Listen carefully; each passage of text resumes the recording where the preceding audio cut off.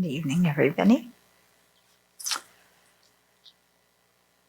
So let's cultivate our motivation.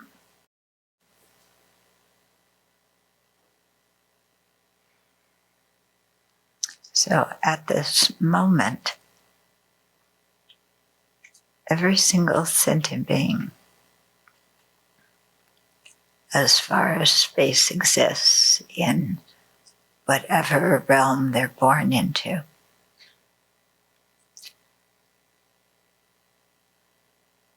if they haven't realized the true nature of reality,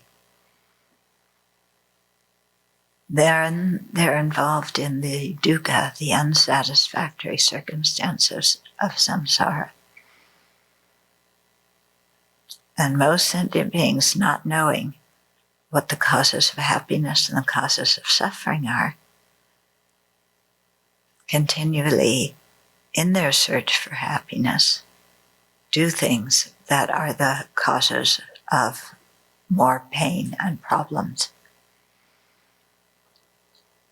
And even sentient beings who know what the causes of suffering and the causes of happiness are, have a hard time living that in their day-to-day lives. Because when certain situations arise, their knowledge of Dharma is out the window, and the habitual force of the afflictions takes over and runs their mind.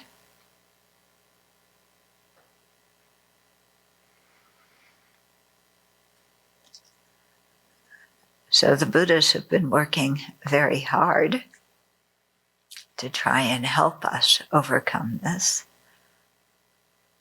And they haven't given up on us, but they do need our help. So rather than us causing more problems for sentient beings, that dismays the Buddhas. Let us try to really understand the Dharma and put compassion and wisdom into practice so that our thoughts, words, and actions become the causes of happiness and benefit for ourselves and for all others.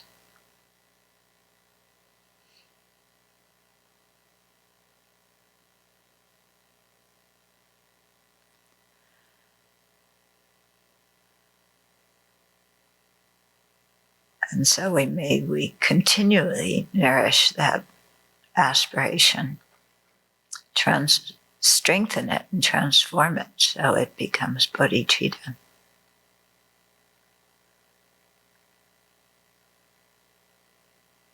And then live like the bodhisattvas and the Buddhas do.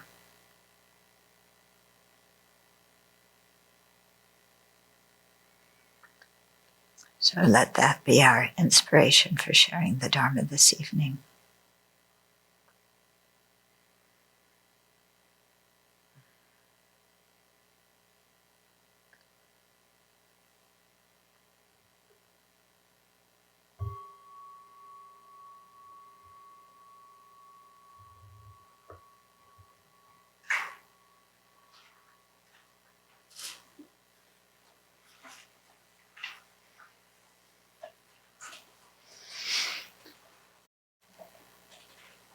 Okay, so where we left off last week was with the 6 sources and the Sanskrit tradition.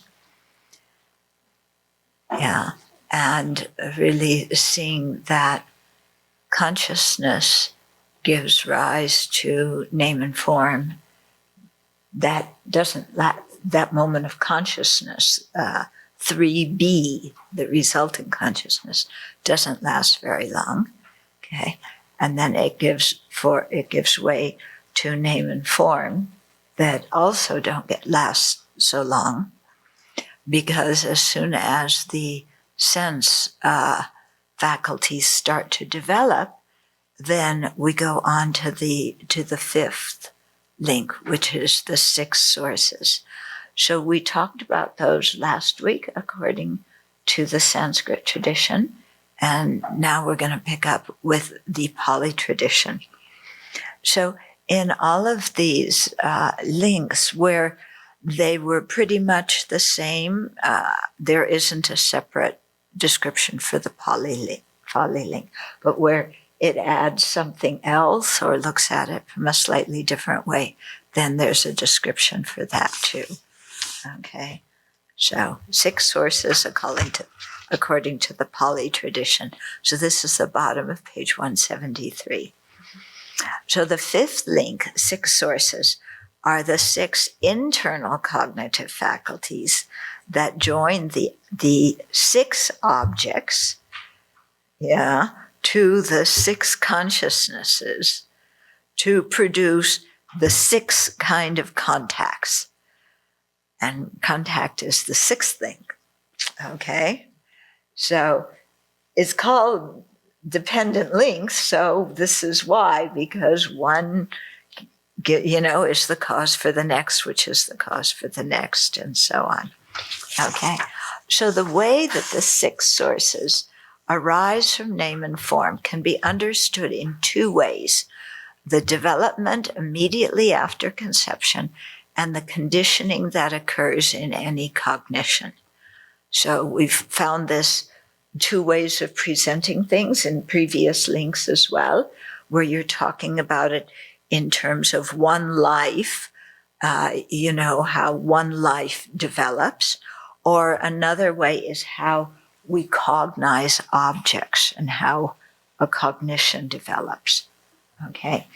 And, so there's these 2 different ways. So first we're going to talk about the developmental way. Okay, so using the example of a human being in the developmental model, name and form refer to the psychophysical organism that was conceived in the mother's womb and is beginning to evolve. Okay, so like we talked about last time, we don't know exactly when that point of conception is, if it's, before the fertilized egg has implanted the womb or after, and in the terms of in vitro fertilization, when does it add? We don't know those kinds of things. So we have to develop some of the super knowledges to be able to become aware of that. So whoever develops the super knowledges first, please come and tell the rest of us. Okay? Yeah. So at the moment of conception, the consciousness from the previous life enters the fertilized ovum. That is called name and form taking place in the womb, because it's going to happen somewhere in the womb, whether it's before or after it implants, unless it happens in the fallopian tubes and you have a, what do you call that kind? Ectopic pregnancy. Okay. So at this time, the consciousness from the previous life becomes the mental source. Okay, so here the mental source, talking about the internal mental source that is going to give rise to a mental consciousness. Okay, so the consciousness from the previous life, which has become name and form, now becomes the mental source, which will give rise to cognitions, and with it arise the other 3 mental aggregates, so feeling, discrimination, and miscellaneous factors, and the 5 omnipresent mental factors that constitute name. Okay, so this is name. Yeah, because remember, when you have name and form, you have the mental consciousness functioning, perceiving things, and you have the tactile consciousness that's perceiving things too. Those 2 are working in the link of name and form, but tasting, smelling, and so on, those aren't working yet. So in this way, name and form becomes the condition for the mental sense source. The mental functioning of this newly conceived being is rudimentary. That's for sure. Okay, when you're in the womb, you don't have any language ability, and probably you don't know what the heck is going on. Yeah, because your previous life ended, you had this vision, you followed it, you wound up in the bardo, you had another vision, you followed that, you wound up in a human life, with this fertilizing, like, what the world just happened? And there's nobody to ask who will explain it to you. And even if you could ask, you don't understand any language, so you're not going to understand the answer. Okay? So they usually say that it's being a baby in the womb is quite unpleasant, So they say, of course, in the West, we say, oh, it's so wonderful, and, you're in the fetal position, and that's so comfortable, and, but you're all cramped in there, your mother plays hopscotch, and you're bonking around, and she goes to a football game and stands up and cheers, and you're like, ugh. Yeah, and then she has chili pepper, and you burn, and they say it's not particularly pleasant in the womb. Yeah, although we like to romanticize it a lot. That it's so nice. Okay. So after conception, the fertilized ovum becomes the body, which is made up of the 4 elements and the form derived from the elements. So remember the 4 elements: earth, water, fire, and wind. Yeah, and the form derived from the elements: color, sound, smell, taste, things like this. Okay, and as a tiny embryo, it has the tactile sense source, which is also called the tactile faculty. So it feels things on its skin, and I guess maybe, the tactile sense can be inside your body too, if you're hungry or thirsty, or,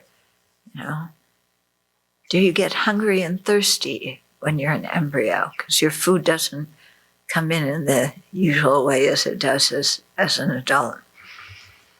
Okay, next time you're there, remember your experience and tell us, okay? Whether you got hungry. Do you tap on your mother's womb? Say, please eat something, I'm hungry. Yeah. Okay. So as it has the tactile sense source, and is capable of experiencing hardness, softness, smoothness, roughness, hot, cold, and so on. Okay, as the embryo develops, certain cells begin to specialize, and the eye, ear, nose, and tongue sense sources arise. These are not the coarse physical organs, but rather subtle sensitive material within them that is able to connect the object and the consciousness to produce contact and cognition. Okay, so when we talk about the ear is part of the body source, but this is not the auditory sense faculty or the auditory sense power. Remember the hammer and anvil that's way in, or whatever it is. Yeah. And with your eye, again, it's not your eyeball, it's the rods and cones, okay. So it's very small, sensitive material on the inside of the very gross organs. And that's what is the actual sense power or sense faculty that perceives the object and connects that to the consciousness. Okay. In this way, form is the support of the 6 sense sources. If name and form are cut off, for example, in a miscarriage, the new human being ceases and the 6 sources do not develop. So regarding the conditioning that occurs in any cognition in our daily life, there is a complex, interconnected web of factors that must come together as name and form for a particular sense source to exist and produce contact. Okay? So, here comes the explanation. So in a visual cognition, the visual consciousness and the mental factors that make up name, okay, so you have the visual consciousness and then you have your 5 omnipresent mental factors, okay? So we have intention, attention, what else do we have? Discernment. Yeah, discrimination, but that's that's a separate aggregate, actually. Yeah. What? Contact is discrimination. Yeah, so they're counted as those 5, and they're also the separate mental factors. Okay. Is there a difference between the feeling aggregate and the feeling mental factor? That is a good question. They're talking, when they're talking about the feeling mental factor, they're really talking about it. They're emphasizing the fact that it's connected with all the other mental factors in the primary consciousness. Yeah. They're talking about the 5 aggregates. They're just seeing feeling as all the different kind of feelings you can have. So it seems to be maybe it seems to me, my guess, is that they're the same, but they're described, the emphasis is different depending upon how you speak about them. Yeah. Okay. So in a visual cognition, the visual consciousness and the mental factors that make up name arise dependent on the eye source. Okay, so your eye source inside here, then those things arise. That requires the existence of our eyeballs, which are made of the 4 elements and their derivative. So the eye source could not function if the body were not alive, okay? And the body being alive requires the presence of consciousness and its accompanying mental factors, okay? It is in this way that name and form condition the 6 sense sources.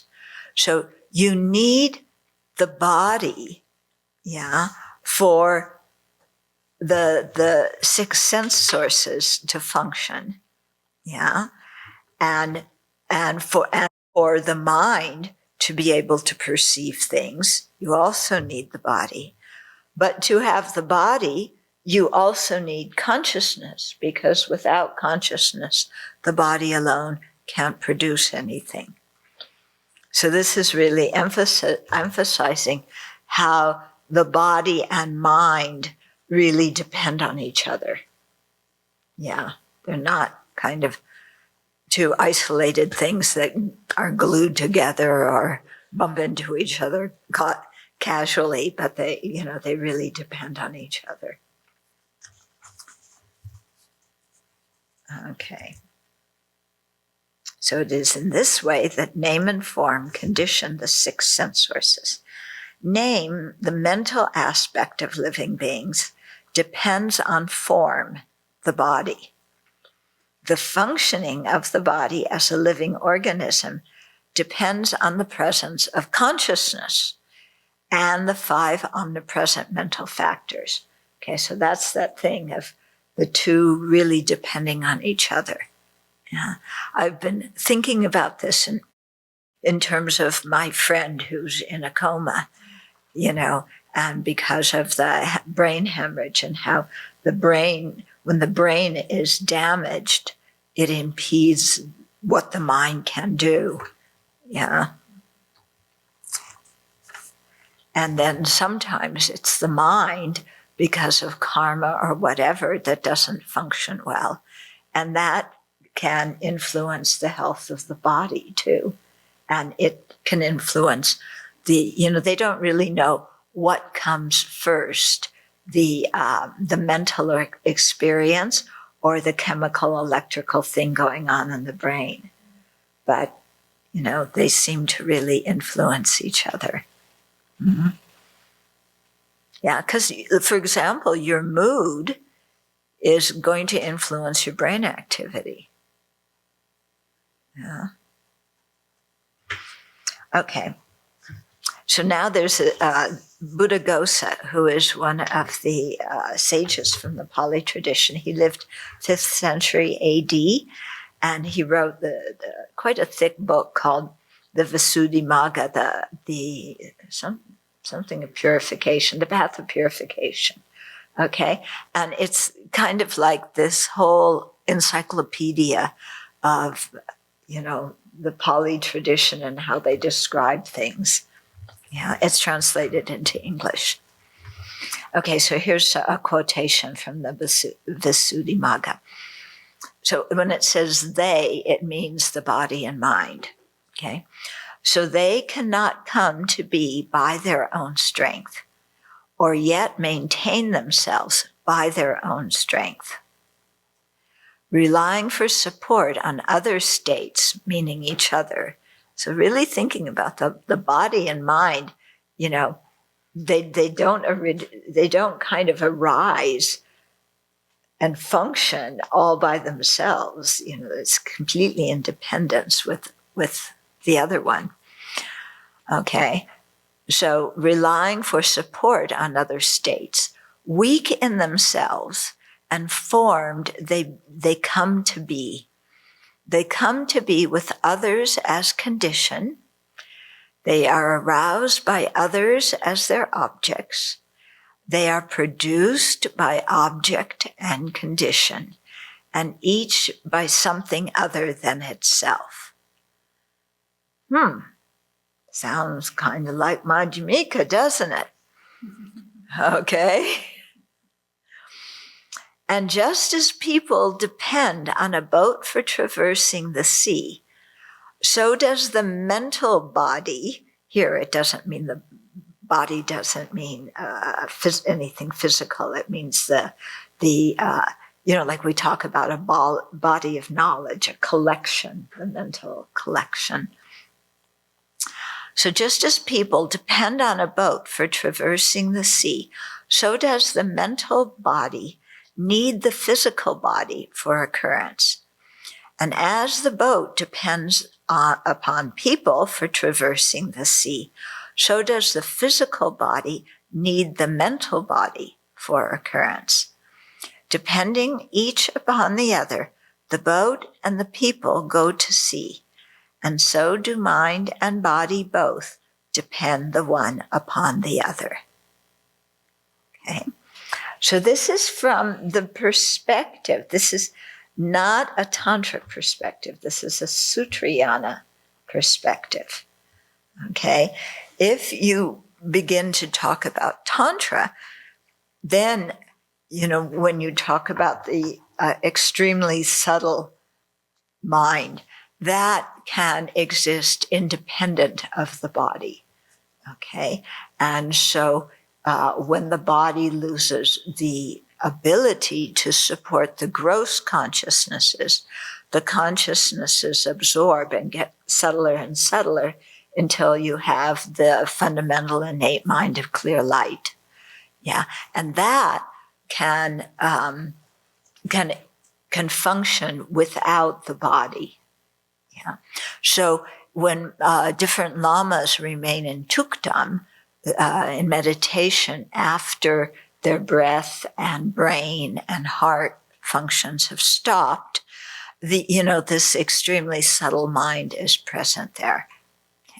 So there's a very interesting Buddha video of Dorsang Rinpoche, a Kargyu Lama, who died a couple of, maybe 2-3 years ago. I have the video somewhere. And he sat in Tukdam for a while. And when you're in Tukdam, the body doesn't go into rigor mortis. It's completely flexible. So they usually sit the lamas up, in Vajra position, and put on, the crown and all the tantric implements and things like that. And his body was like that, but it was covered. And his attendant lifted one side and took the arm out. And when he took the arm out, there was no rigor mortis, and he could move it, like, it's going like this. And he had already been dead for some time, dead biologically. But that signaled that the subtle mind was still there.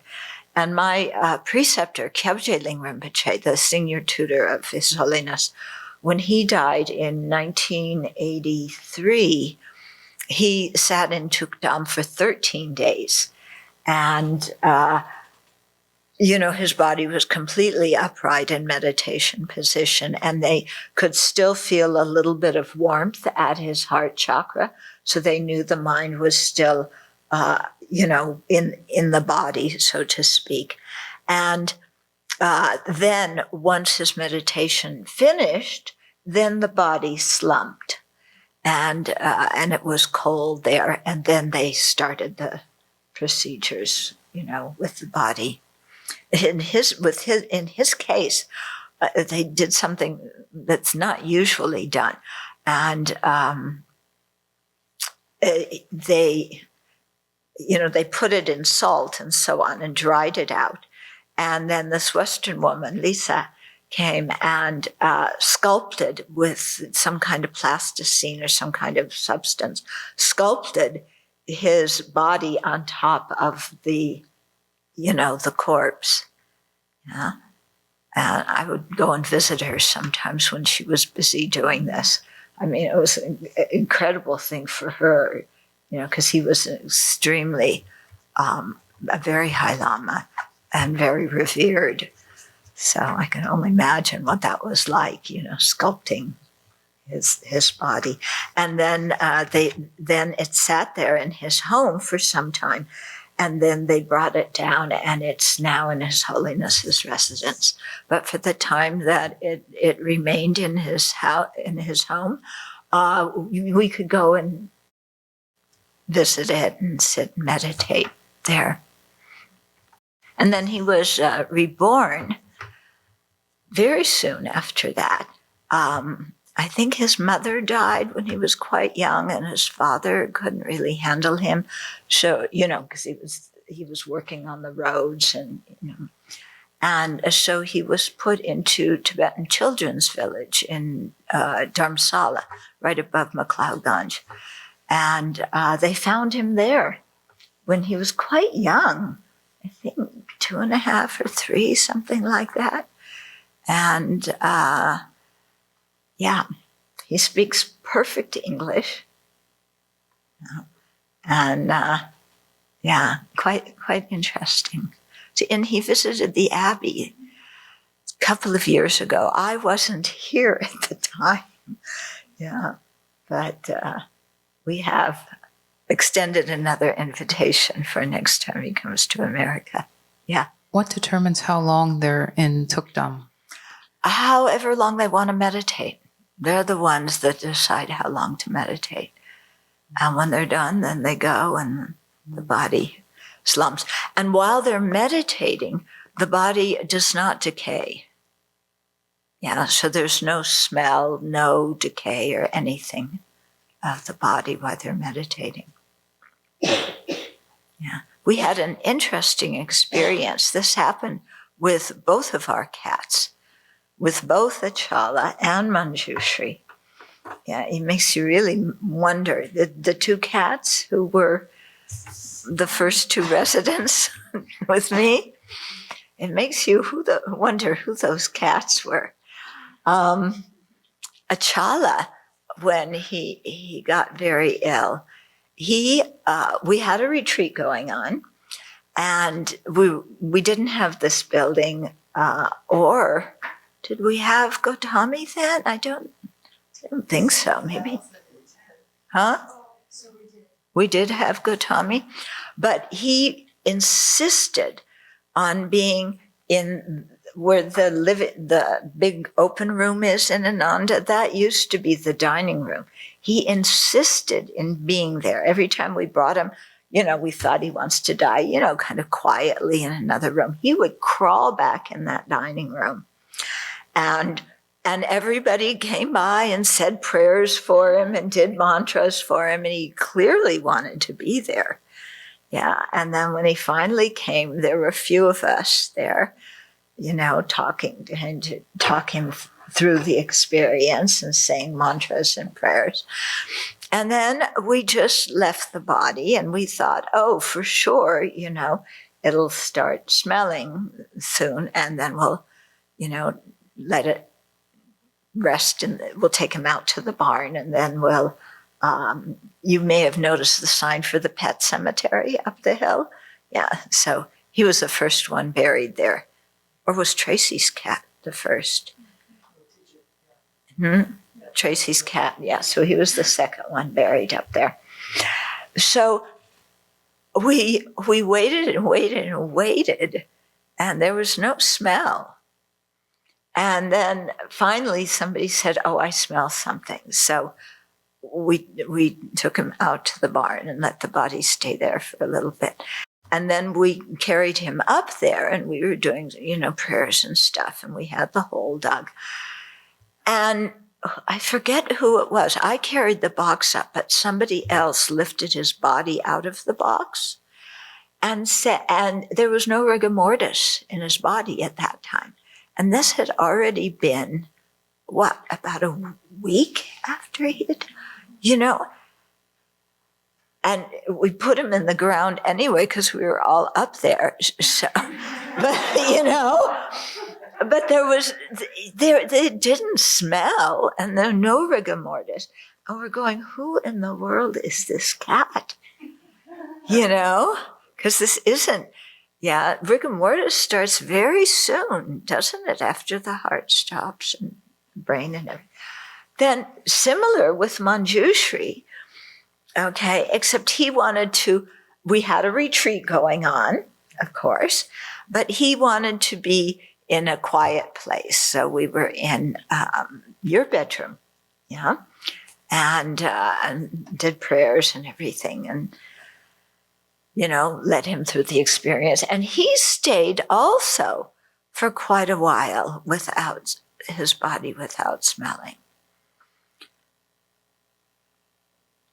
So I don't know who those cats were. For what it's worth, I think with the Venerable Thubten, but it was 21 days after Achi had died, came out of the meditation hall one morning, and there was a rainbow with most of the color pink over the pet cemetery at 7 o'clock in the morning. My goodness. There was no rain, there was no anything, and here's this rainbow over the pet cemetery with the color. It's, all the colors, but the pink reddish was the strongest. I was like, okay. Yeah. Yeah, he was an amazing cat. People thought that, oh, he's so gruff and he would kind of growl sometimes. But when we had Dharma classes, because he was the one in Seattle, you knew him, he would sit on people's lap in the middle of meditation or Dharma class, and you did not get up and move when Ach was in your class, in your lap. You stayed for the whole class. Yeah. Pretty amazing. Okay, so included in the mental source, now this is interesting from the Pali tradition, is the bhavanga, or subliminal consciousness, spoken of in the commentaries and the Abhidharma, but not in the sutras. Yeah, and like I told you, some of my Pali Sutra Pali friends make a big deal about what's spoken in the sutras and what's in the commentaries, and tend to really focus on the sutras. So they always say, oh, this is just in the commentaries or Abhidharma. But, okay, it's a passive underlying stream of consciousness from which active consciousness arises. Okay, that sentence sounds very much like what you would call Rigpa if you practiced in the Nyingma tradition, or the fundamental innate mind of clear light if you practice in the other traditions. Okay, it occurs in the absence of any cognitive process and serves to connect all the active states of consciousness. However, it is not a permanent consciousness or self. And it seems, well, let me keep reading. Yeah. It is included in the mental source because due to it, active mental consciousness arises. At the microscopic level of individual mind moments in the waking state, the mind could be going in and out of bhavanka so quickly that we do not notice it. Okay. For example, when you're falling asleep during teachings. Okay. You're awake, and then, yeah, you know how it is. Yeah, I don't have to. You're awake, and then you're awake, and then you're awake. So, you have your sense consciousnesses, and you go into bhavanga for a little bit, and then you come out and go into bhavanga. Yeah. Okay. But sometimes, it goes very quickly, so you don't see it. So maybe it's happening right now, but you're not noticing. During sleep, the mind is in bhavanga for a longer time, emerging to dream, and then return to dreamless sleep with the bhavanga. The bhavanga is also present when fainting.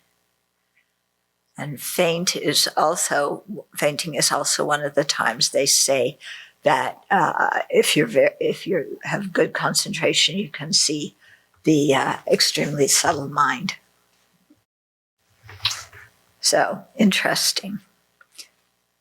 Okay, now number 6. Yeah, 6th link is called contact.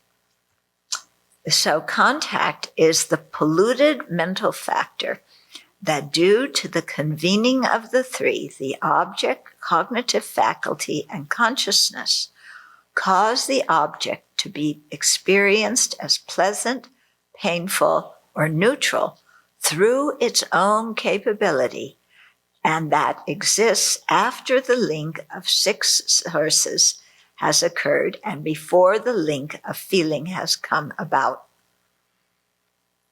Okay, so that's one of those sentences. Yeah. Okay. So when they say it's called something polluted, yeah, it means that it is under the influence of ignorance. Sometimes polluted means under the influence of ignorance and its latencies. And sometimes it seems to mean only under the influence of ignorance. Yeah. But that's what polluted means. Sometimes that term is translated as contaminated. Okay. But I like polluted better. Yeah, when I hear contaminated, I think of nuclear contamination. Polluted is, well, anyway. Yeah. Okay. So it's the polluted mental factor. So we hear contact, and we don't think of contact as a mental factor in English. So we have to adjust to one of these words where the English word does not have the same connotation as the Buddhist word. Okay, so this is a mental factor that due to the convening of the object, the cognitive faculty, which is also called the cognitive power, okay, and the consciousness causes the object to be, okay, so you have the blue of these numbers in the clock. Yeah. You want to see? Maybe I should. The white of the, let's use something you can see. The white of the piece of paper. Yeah. And then you have your eye faculty, and the sense power very deep inside. That connects that to the visual consciousness.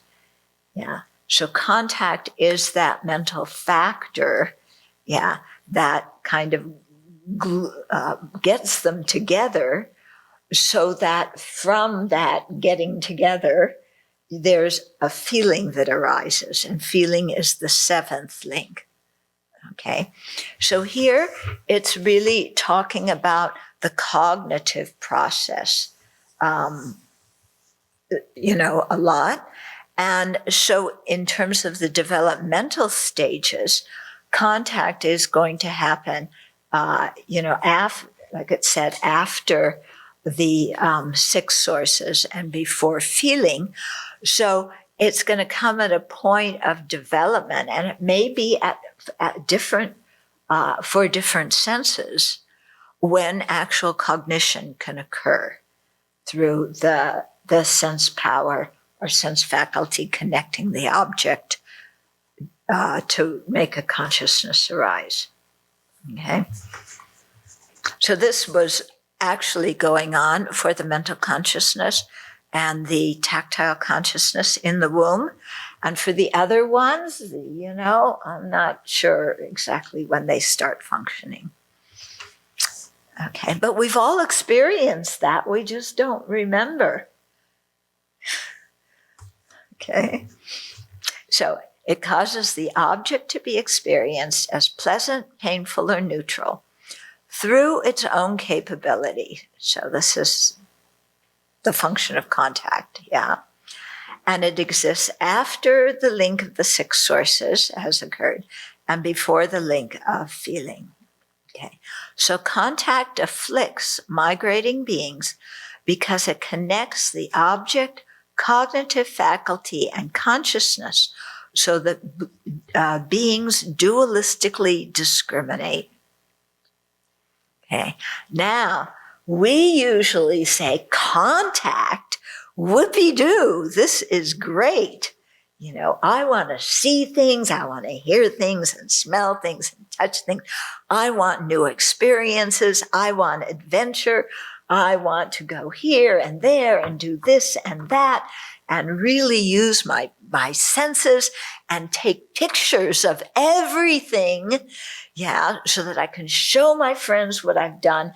And so that then when I'm old and I can't do anything any longer except sit in a one of those big chairs, what do they call them? Lazy boy. Lazy boys. Yeah. Sit in a lazy boy and, watch the thing like that. And the other side there, go and show all my pictures and then remember. Yeah. I mean, I'm just shocked the way people I know say, I want to create memories. It's like, I want to live my life. My purpose is not to create memories. My purpose is to live my life. Yeah. But, some people are really glued to a camera and they have to have pictures of everything and document everything and pose you so that you look good, so that you document everything. So they're always glued to their camera, or nowadays it's their phone. Okay? And so the whole world then again, it becomes this big as you take your picture, and you never really experience it because you're too busy taking your picture to create memories or to create a brochure.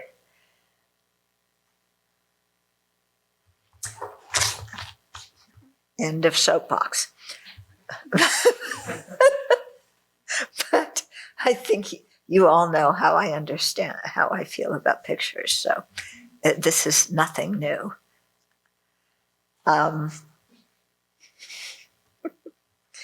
Okay.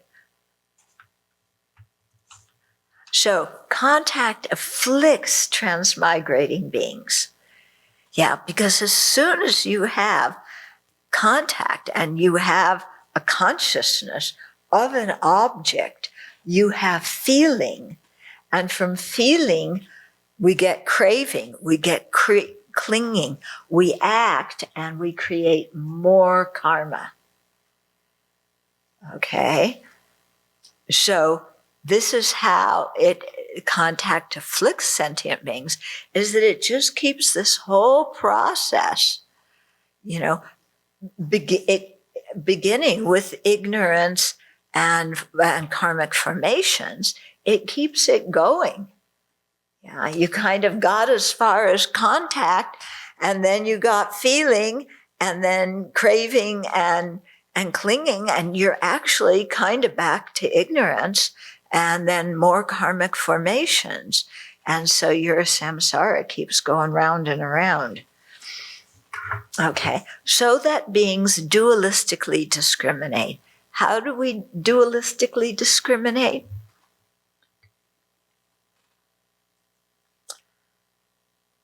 I don't really like the color pink on this the top of this thing. Do you like the color pink? Really? I've seen much nicer color pinks. Yeah, why did they paint it this color pink? Yeah. You like it, so I'll give it to you, except it isn't mine, so I can't give it away. But I don't know why they did it that color. There's so many nice colors of pink. Yeah. The color blue in this is really nice. Yeah. Somebody really smart must have made this color blue. Yeah? Because it's a beautiful color, isn't it? In and of itself, you look at this color blue and it relaxes your mind. You look at this color pink. I don't know. I don't find that very relaxing. Okay. So the mind dualistically discriminates. Yeah. About everything. Yeah, this was just one example, but this goes on all day. Yeah. We have a precept. We're not supposed to look in other people's bowls. Yeah. But a lot of the lay people have plates. So the precept doesn't say you can't look at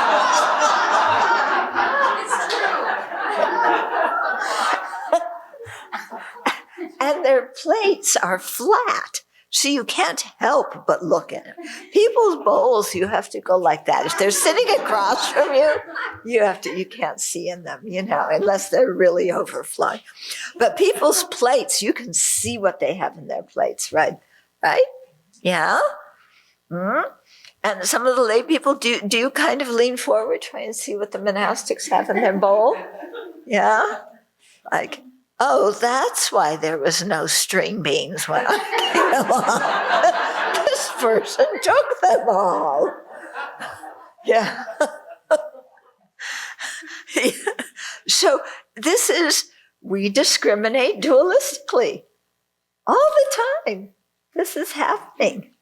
Possible to discriminate non-dualistically? Because this is a big thing for the Chittamatrans. They say, oh, this diluted consciousness is that dual perception. That's the root of the problem. There's different meanings to dualistic. How the Chittamatrans are talking about it is different than this context here. Yeah, there's several different meanings of dualistic. Okay. So, yeah, here, dualistically. Lama used to use the word dualistically, not just emphasizing two things, but just, our constant, opinion factory of how we discriminate about everything. And I like and I don't like, and it's good and it's bad, and I want and I don't want, and why did people do this and why didn't they do that? Do you find yourself asking the thing, why did somebody do this? Yeah, we ask that question a lot. Yeah, why? They're intelligent people. Why in the world did they do this? Yeah. Or why didn't they do that? Why weren't they thinking? Or weren't they thinking? Well, clearly they weren't. Well, why not? And we want to know why. Yeah. Does why really change anything? Does it, really help you? Why in the world, do they have these black things on the floor? I know why, but I wonder if when you lift them up, they're really going to come up, or are they going to be permanently there because people have walked over them? What? Yeah. They're special tape. Well, we'll see. Because things are not always as they're advertised. You haven't learned that? You're young. You'll learn that. Don't worry. Yeah. So the dualistic is the relationship of subject and object. It's the mind doing its thing with everything it sees. Everything. And here, discriminate doesn't mean like we discriminate when we're thinking about emptiness and we're investigating how something exists. It means we discriminate. I like, I don't like. Why in the world did they do that? Why didn't they do that? They should have asked me beforehand. Or why did they ask me? They always ask me and bug me. It's one or the other, isn't it? They should know when to ask me and when not to ask me. They should know me well enough and just do that automatically. And why don't people, why don't they use their noggin? Yeah? Oh, these sentient beings, I don't know. And we're supposed to liberate them? How in the world can we liberate all these sentient beings? They can't even put the spatula in the right place. So this whole subject and object is reifying the sense of self and the sense of other all the time as well. All the time. Yeah. Yeah, just watch. Just watch. Yeah. I'm sure, especially during retreat, there's not a lot of diversion. You're not seeing constantly new things. So the mind has to keep active. And it's like, how come all of their upper robes are not the same color? Yeah, any of you lay people, if any of you wondered that? Yeah. Well, somebody's wearing yellow, somebody's gold, somebody's on orange, one was bright, one is dark. Why don't they have the same color? Yeah, reasonable question, especially if you want to waste your time. Yeah. But this is dualistic discrimination. The way you describe discrimination, it sounds negative. I'm wondering if it's also the reason why the difference between somebody who is, let's say, gifted musician and normal person who has tone deaf. Yeah. So because their ability to discriminate, it's very refined. Right. And that's why I said a moment ago, that it's not the discrimination, like when we're analyzing how things exist, or when you can discriminate between, when a note goes flat or sharp, or when you're learning to speak Tibetan, you can discriminate between ka, ka, ka, chikpare. Yeah. No, chikpare, ka, ka, ka, chikpare. Pa, pa, pa, it's the same. Yeah. So, yes, so discrimination can be something that is very refined, that can be put to very good use, or in the case of what is meant by dualistic discrimination here, or at least how Lama Yeshe used the term, is a lot of that useless thing that we do. Yeah. But certainly, as you mentioned, for artists, for musicians, for people who are quite deep thinkers, very refined ability. Okay. But anyway, it's interesting to see how we, do you wonder why the blue, for the Anagarika, why they don't all look the same? Yeah. The color is different, and the style of the jacket is kind of the same, but kind of different. Yeah. Who spent time wondering about that one? No, you didn't wonder about that? Oh, you should. You should become an Anagarika. Yeah, so you should wonder about those things. Okay, so,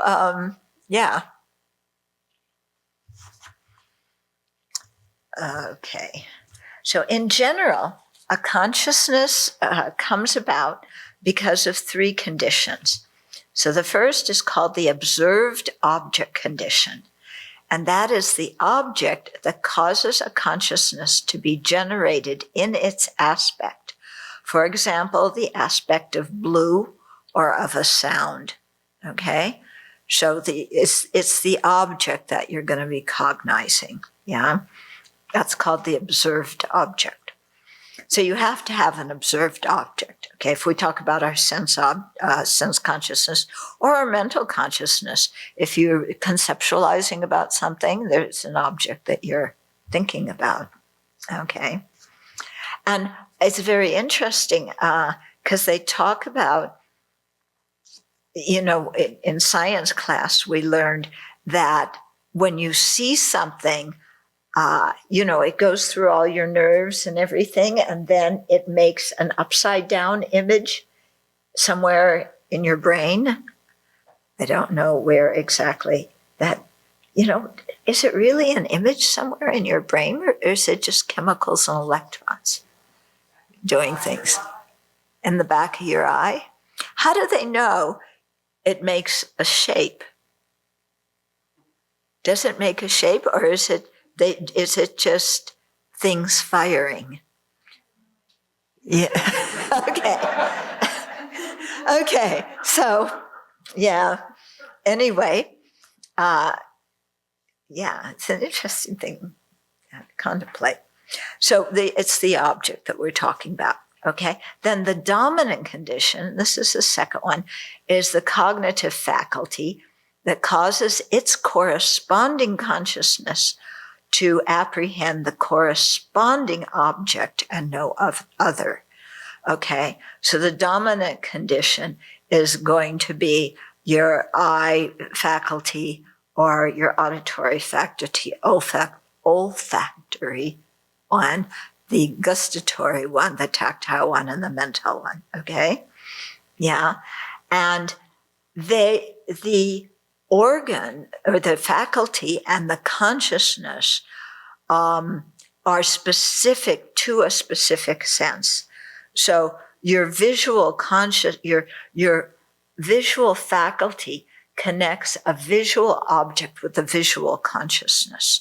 It doesn't connect a visual object with an auditory consciousness, or an auditory sense faculty doesn't join the color yellow to the visual consciousness. It has to be a visual, the eye faculty. Okay. Okay, so that's the dominant condition. So the dominant condition for sight, the eye faculty, enables a visual consciousness to apprehend color and shape, but not smell or taste. Although some people can taste, they can taste color or smell color, something like that. They've done some experiments, as some people have that ability. Anybody remember what it is? I think it's called synesthesia. What? This? Synesthesia. Synesthesia. Yeah. Okay. So it's you can taste color? Or For some, they hear a tone and they can see a color. okay, so some people hear a tone and see a color. But I've heard of people, well, anyway, there's this, it's interesting because there are these kind of exceptional things that happen. Yeah. And what's also interesting is color and shape are the actual observed object for a visual consciousness, but shape you can also feel. But they somehow don't put shape in with the tactile objects, it's with the visual objects. But remember when you're a kid and you put your hand in a bag and you can feel something and identify what it is? Okay. And then the third factor is the immediately preceding condition, and that's the previous moment of consciousness that allows the next moment of consciousness to arise as something that cognizes the object. Okay, so from what I understand, the immediately preceding consciousness can be any of the consciousnesses. It doesn't have to be like if you're going to see something in the next moment, the moment of consciousness that came before that's the immediately preceding one, doesn't have to be a visual consciousness. Because what we're tracking here is the continuity of consciousness. So it has to be something that occurred just the moment before that. Yeah, different opinions. And each of the 6 types of consciousness has its own continuum. And so only, like for visual consciousness, only the preceding moment of visual consciousness can give rise to. But what happens when you're sleeping and you're not seeing anything? Yeah, they become dormant. Yeah. Then they arise again. They arise again. Because I've heard it the other way. Yeah. Okay, so we have quite a list of things to remember next time we develop supernormal powers. Okay. Although I hope maybe we'll use them in different ways too. Okay, so anyway, the immediately preceding consciousness enables the next moment of consciousness to arise. But you need the sense power and you need the object. When these 3 come together, contact arises. Because there are 6 objects, form, sound, smell, taste, touch, and phenomena. Here, phenomena means objects that are only perceived by the mental consciousness, not by other consciousnesses. And then 6 cognitive faculties, eye, ear, nose, tongue, body, and mind. And 6 consciousnesses, visual, auditory, olfactory, gustatory, tactile, and mental. Okay, so 6 objects, 6 faculties, 6 consciousnesses. So you're going to have 6 types of contact, 1 for each. Okay, and that is going to lead to 6 kinds of feelings too. Yeah, in the next moment. But there's different ways of categorizing feelings. Sometimes you can make it into 6. Sometimes you talk about 3. Sometimes you talk about 5. So it's, different ways of categorizing things emphasize, different aspects of it and how it functions. Okay, then feeling. Feeling is the polluted mental factor that experiences the object as pleasurable. So you get a happy feeling or a pleasurable feeling, painful or suffering, unpleasant, or neutral. And the word that's translated as neutral is actually not pleasant and not unpleasant. Okay. through its own capability. Feeling is the polluted mental factor that experiences the object as pleasurable, painful, or neutral through its own capability by depending on its cause, the link of contact. So feeling here does not mean emotion. Yeah. In the West, we use the feeling often to indicate emotion. And we use the word feeling sometimes to mean think. Yeah. Which you learn in NVC. Yeah. I feel like you're not paying attention to me. You really feel that? No, you think that. Okay. But it's interesting, we often use the word feel when we mean think. Or we use the word feel to indicate emotions. But here, it's not either of those English usage. It's talking about 3 types of feeling, either pleasurable or happy ones, unpleasant ones, suffering ones, and ones that are neither. So the feeling aggregate consists of all these different kinds of feelings. Okay, so feeling here does not mean emotion. Rather, it is the pleasant, unpleasant, or neutral experience that comes about just after any of our cognitive faculties contact an object and produce a consciousness cognizing that object. Okay, so, every time we cognize something, there's, you have your observed condition, you have your dominant condition, your immediately perceiving condition, you have contact, and you have feeling. Yeah. And so there's these things going on. I mean, we're experiencing all kinds of feelings all day long. Many of them we're just oblivious to. We don't pay attention to them. Yeah. Okay. Have you been paying attention to the sensation in your middle toe during this class? Anybody paying attention to the sensation in the middle toe? No. So, but there's been a feeling in there. Okay. Okay. So feeling afflicts transmigrating beings because it experiences the polluted feelings of pleasure and pain. And when we experience the polluted feelings of pleasure and pain, we react. Okay. This is like probably one of the most reactive of all the links, because we want happiness and we don't want pain. And it doesn't matter if it's big or small. If it's happiness, we want it. And if it's pain, we don't want it.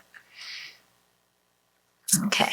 So you can see actually in retreat too, do you see that sometimes this dualistic discrimination that's going on is based on very small moments of feeling that you've had, that normally if you're busy thinking of something else, you wouldn't notice, but being in an environment where there's not a lot of distractions, then you start noticing these things. Yeah. And you have pleasure or pain. And discriminate. Like this carpeting. Yeah. When we chose this carpeting, we all put our glasses on and we had a sample and we all looked and there were so many different colors in this carpeting. Yeah, we saw with our visual consciousness. And we chose this carpeting because it has so many different colors that we thought that then when any piece of dirt fell on it, it would just naturally blend in because there was something of that same color already in the carpeting. Yeah, and if you take out your glasses, and the brown carpeting on the stairs, there are little red flecks in that. There are other colors in that, and there's different colors in this. So we chose this carpeting thinking that dirt wouldn't show very much. Well, dualistic discrimination failed us. Okay. And the brown carpeting, we were sure for that. That one, dirt wouldn't show. It does. Yeah. And for the yellow carpeting, it never occurred to us that people would walk over the same place and it would get discolored where everybody put their foot, because this was expensive commercial carpet and that wasn't supposed to happen. Okay. So I'm giving these stupid examples, but this is what our life consists of many times when we have to decide what to do or what to have. Yeah? And it's like, I don't really like how that carpet looks, but it has all the different colors, so it'll meet what we want. But it doesn't, actually doesn't, because it shows when you drop something on us, especially if it's something big like a piece of lettuce or a peanut shell. Yeah. Or some salad dressing. Yeah. Okay. So, just these small things bring happiness or discomfort. Yeah. When you look at the thangkas, yeah, does the color appeal to you? Do you like the color of the thangkas? Do you like the color of the brocade? Do you like the design on the brocade? When you have to order thangkas, you have to tell them what color and what design, which means that all of a sudden, if you never noticed these things before, you have to start noticing them. Okay. And then you have a long discussion with several different people about, the color of the brocade and, the color of the blue. This is blue. Well, part of it's blue. Then in the Medicine Buddha, thangka, blue, but it has a subtle design in it. Have you noticed that subtle design? Yeah, this one, the design's very gross. Which one do you like better? Which one, when you look at, gives you a pleasant feeling? Okay? Because you are now in charge of creating pleasant feelings for everybody who lives here and all the future people who are going to live here. Okay. So you have to choose the brocade that is going to make everybody happy. Yeah? Okay, so then your opinion factory really gets revved up. Doesn't your karma play a part in whatever feeling arises? So how can you be responsible for the feelings? Because you don't think clearly. Yeah, and because we take responsibility for things that are not our responsibility. And we don't take responsibility for things that are our responsibility. Because you're absolutely right. We're not in charge. We're not responsible whether other people feel pleasure or not looking at the brocade, in the year 3015 in the month of July. Yeah, that's not our responsibility. But we take that we dream it up, Don't you think you take responsibility for things that aren't your responsibility? And that becomes a source of the advice that we give to other people. why they should do things this way and not that way. Yeah? And then things that are our responsibility, we totally ignore. You know, there's a problem. I didn't do it. Don't blame me. Yeah. This is the first thing. Somebody just comes and says, you know, something about something. And what did we say firstly? We go into defensive mode immediately. Oh, you don't like that color? She was the one who picked it. Yeah, I really like this other color. Yeah, but I like the color, the brocade on the medicine Buddha. Yeah, but she took a picture of it. That doesn't look like it. It makes the pattern look, the pattern's dark blue, but the picture you took makes it look like some creepy color, you know. And she sent that one to the person in India. Yeah. Can you imagine? Yeah. So then when people say, why did you choose that color brocade? If they say it like that, I'm going to say she chose it. And if they say, that's a beautiful color brocade, who chose that? I chose it. Okay? Do you getting some sense of, you know? Yeah.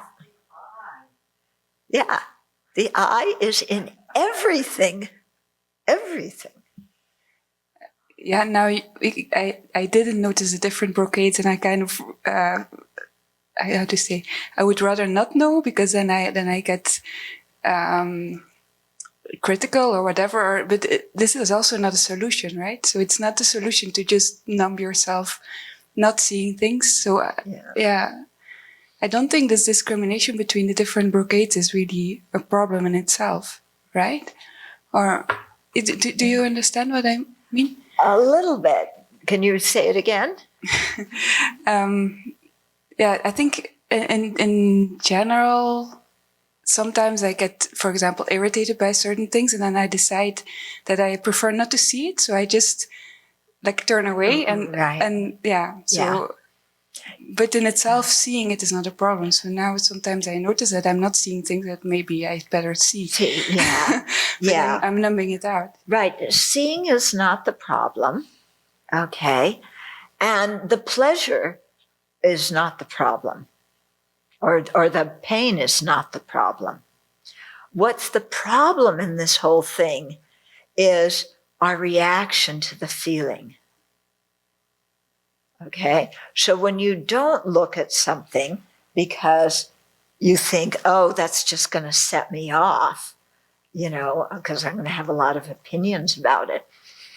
You know, the source of the opinions is the feeling, you know, the seventh link here. And so you stop the contact so you don't get the feeling, so that you don't start revving up the opinion factory. But you can see that many times we have to look at things because it is important for us to discriminate. Yeah, and when we have certain responsibilities, we need to develop that ability to see something and pick out the important details and come to a conclusion. Yeah. But really where we go off is how we react to feeling. Does that make some sense? Yeah. Okay. To give you another practical example, before I moved here, I never looked, when we drove by forests, I never looked, you know, are trees dying? Are they alive? What kind of trees are they? Are they broken? Are they standing straight? Are they bent over? I just saw trees, you know, and they're green. Great. Okay. Then I came here and I started working in the forest. Now, everywhere I go, oh, it's this kind of, at least locally, I can tell some of the trees. I'm not very good on all the trees, but I can tell those. And oh, that one's bent over, that one's broke. These people need to work more on their forest because it's a fire hazard, you know? And yeah, why aren't they doing that? It's a fire hazard. But now the federal government, I just read, is going to give the state government some money to help with fire prevention. So we probably won't get any, but it may still energize us. But this is why we go out. So, you know, now everywhere I go, I notice trees. Yeah. When we had to choose, what were we building? I think it was this building. And, you know, the bricks outside the men's entrance that go down, we had to choose some kind of, they're not rocks, but the blocks that make that. Well, after that, everywhere we went, I was noticing what are the walls? What? Retaining walls. And what retaining walls were made out of and what shape they were. Yeah. So, you know, if you, it's just, oh, you see the retaining wall and that's a nice shape. And, you know, maybe you file it away because you know you're going to build another building. So these ideas may come in handy sometime. Yeah, that's okay. But it's really when, oh, I really like that. Yeah. Let's stop and take a picture of that retaining wall. Okay. Yeah. Any quick questions? Yes. Going back to contact, it says that contact causes the object to be experienced as pleasant, painful, or neutral through its own capability. So where does karma come into that? Because I thought karma was why we experience something as pleasant, unpleasant, or neutral. Yeah, that's going to come in the explanation of feeling. You didn't read ahead.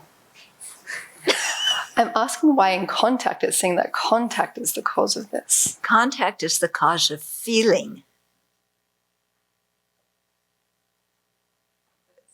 It's saying here on the page that it's the cause of, through its own capability of the object to be experienced as pleasant, painful, or neutral. Yeah. So on a physical level, contact is the thing that's causing the feeling. Yeah. Did it say that contact is the only thing involved? No. Okay. Yeah. And I don't know if karma is always involved. You know, when you just look, and, you know, I'm looking at the color green, you know, in the cups back there, you know, is karma involved in how I'm seeing the color green and whether I like it or don't like it? I don't know. That's kind of a picky thing, isn't it? Yeah.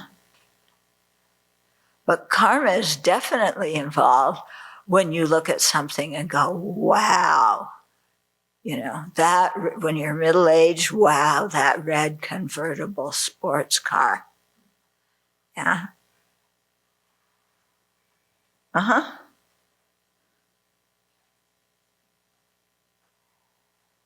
The Chittamatra scriptural proponents not assert contact? Or they have a whole different way of... They have a whole different way of describing how the senses work. Because it sounds like when you just first hear Chittamatra, it sounds like they don't even pay any attention to the sense sources. Yeah? But they find some way to weave it in. It's some, because they can't ignore it, you know. Clearly it plays some role. So it must be some kind of cooperative condition in there. Just going back to the immediate condition, preceding condition, I found a quote from Geshe Wangmo's Pramana Bardika commentary where she says, the immediately preceding condition, which serves as a cause of a sense consciousness, can be any immediately preceding consciousness, mental or sensory, in the mental continuum of the person in which the sense consciousness arises. Mm-hmm.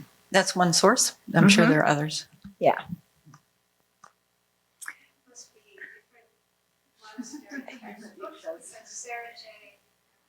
Yeah. You find this all the time. Yeah. That the different monasteries have different assertions about things. And we want the one right answer. Yeah. And they have different assertions.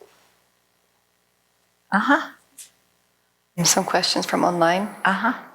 Someone says that Master Thich Nhat Hanh passed away this morning. Yes. I wonder if in the Zen tradition or in the Chinese Buddhism, there's a similar Thuktam meditation, or is this only unique to the Tibetan tradition?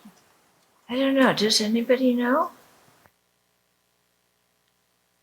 Anybody know? Anybody heard of it? Anything like this? Then another question is that how do the 6 objects, the 6 consciousnesses, and the 6 cognitive faculties fit with the 18 ayatanas? Are they the same thing? Yeah, they fit in with that, and you have the 12 sources, and if you expand the 12 sources, you get the 18. The ayatanas are the sources, and they're 12. And then the constituents or the elements. What's the Sanskrit word for that? I forget what it is. What? It just was in my mind. Anyway, yeah, Dhatu, yeah. I seem to remember reading, I think probably His Holiness, like even, not in Thuktam, but that the consciousness can stay for an ordinary person for even 3 days, and it can be due to attachment. So they're not in meditation. Right. Yeah. Yeah. They say usually within 3 days for ordinary people, the consciousness has left the body. But, it can go immediately after death or, it hangs around for a while. I'm not sure exactly why. You heard His Holiness say because of attachment to the... Yeah. Oh, okay. Yeah. So, it depends when you're dying, if your elements have been decaying over a long period of time, then already the connection of the mind and the body is very tenuous. Yeah. And when it's a very fast death, also then too, like in an accident. So, it depends a lot on what the dying process you have and what's going on in your mind when you're dying too. Wondering with Bhivanga too, it came up again about the fundamental mind of clear light object. If you're not meditating on emptiness, if you're not in Thuktam, but that mind appears, what's the object of that consciousness? Do they say? Some people say, this is again difference of opinion. Some people say emptiness appeared for an ordinary being who hasn't realized emptiness. Some people say emptiness appears, but you don't recognize it. Other people say it's just obscuration. Yeah.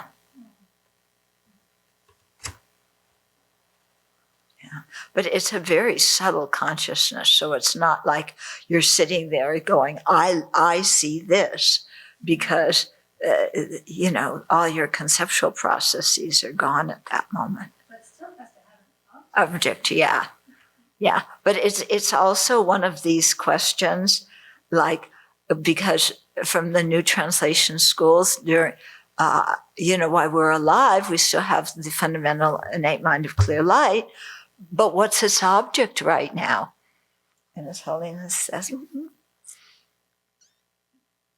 next time you see it, come back and tell us.